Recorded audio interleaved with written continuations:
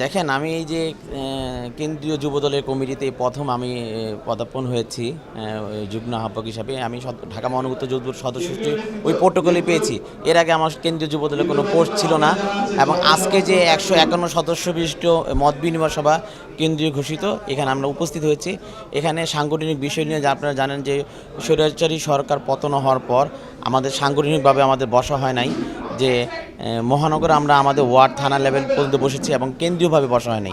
যেহেতু নতুন কমিটি ঘোষণা করেছে, 151 বিশিষ্ট সদস্য কমিটি ঘোষণা করেছে, আজকে এই মত বিনিময় সভায় আমাদের যে মহানগরের যে প্রবলেমগুলি থানা ওয়াইজ এবং ওয়ার্ড ওয়াইজ, আমরা যেখানে দীর্ঘদিন যাবৎ প্রায় 3 বছরের কাছাকাছি আমার কমিটি মহানগর উত্তরের যুবদলের, আমরা প্রায় 9টা থানা এবং 8টি ওয়ার্ড দিয়েছি, এবং অনেকগুলি থানা এবং ওয়ার্ডগুলি আমাদের এখন পর্যন্ত করতে পারি নাই।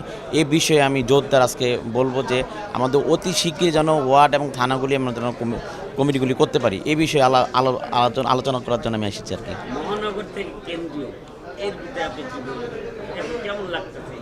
এটা তো অবশ্যই ভালো লাগার কথা, কারণ মহানগরের রাজনীতি করেছে একটা মহানগর একটা অর্ধেক ভাগে, এবং সারা বাংলাদেশে রাজনীতি করার এবং মানুষের সেবা করার, মানুষের কাছে যাওয়ার একটা সুযোগ করে দিয়েছে আমাদের চেয়ারম্যান জনাব তারেক রহমান। ওই হিসাবে আমি কাজ করবো, দেখি কতটুকু ভালো কাজ করতে পারি আর কি।